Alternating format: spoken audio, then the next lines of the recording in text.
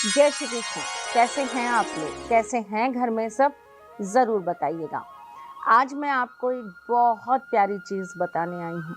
वैसे तो हमेशा कोशिश यही होती है कि आपको बहुत अच्छी चीज़ बताऊँ, लेकिन आज जो बताने जा रही हूँ उसका अलग ही अपना मज़ा है।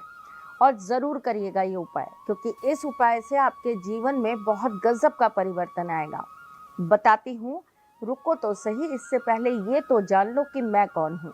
मैं आपके एस्ट्रोलॉजर हूँ, वास्तुशास्त्री हूँ, चेहरा भी पढ़ती हूँ, आवाज़ भी पढ़ती हूँ और हाथों की लकीरें भी पढ़ लेती हूँ।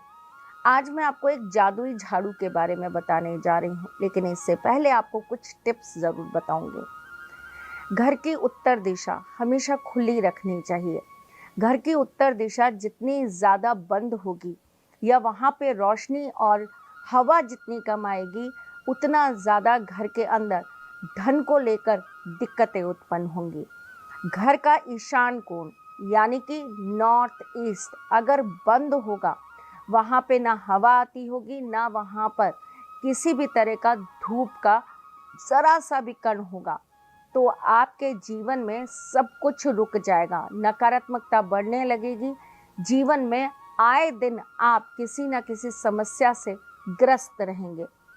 घर का अगर आपका पश्चिम भाग बंद रहेगा और वहाँ पर भी हवा का संचार नहीं होगा, तो आपको बहुत ज़्यादा दिक्कतें आएंगी अपने रिश्तों को बनाने में।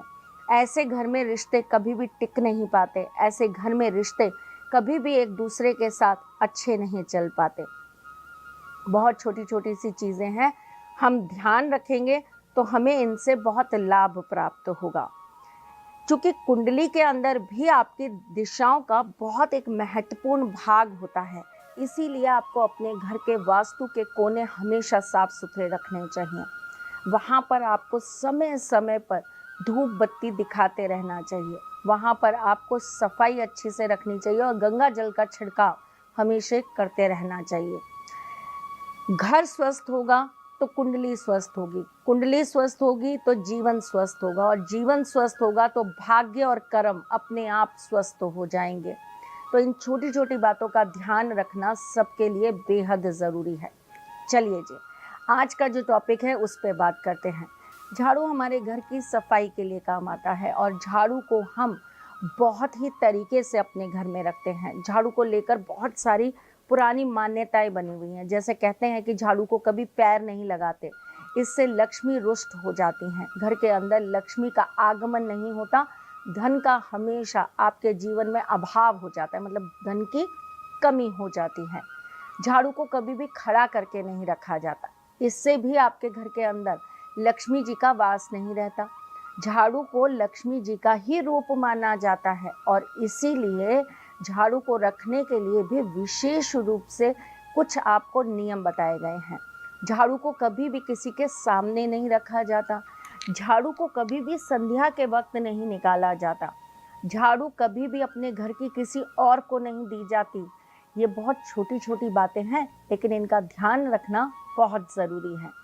आज मैं आपको जो जादुई झाड़ू बताने जा रही हूँ ना, वो ये वाली झाड़ू नहीं है जो आप घर में लगाते हैं। मैं आज आपको बताने जा रही हूँ मोर पंखी से बनी झाड़ू के बारे में। आपको क्या करना है, 10 या 12 मोर पंखी ले लेनी है। उसके ऊपर आपको एक लाल धागे से उसे अच्छी से बांध लेना है। इसके ऊपर आपको एक कौड़ी बांध लेनी है। अब क्या करना है, आपको इस झाड़ू को लेकर मंदिर में रख देना है और आपको एक घी का दीपक प्रज्वलित कर देना है। वहीं पर बैठकर आपको 5 पाठ दुर्गा चालीसा के करने हैं, मतलब 5 बार आप दुर्गा चालीसा का पाठ करेंगे।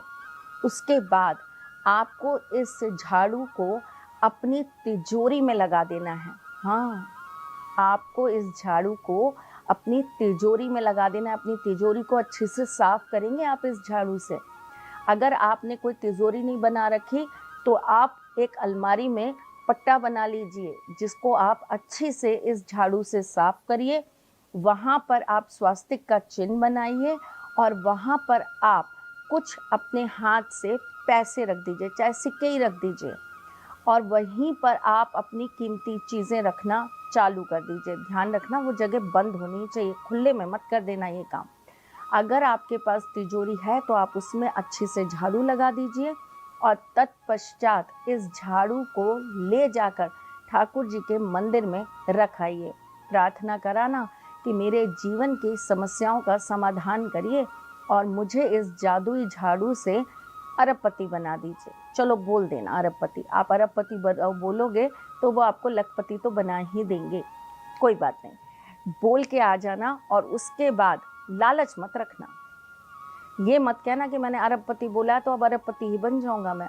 नहीं, कर्म भी करना पड़ेगा, ईश्वर की आराधना भी करनी पड़ेगी, विश्वास भी रखना पड़ेगा और वो आपको जो भी देंगे उससे संतुष्ट होकर उनका धन्यवाद भी करना पड़ेगा।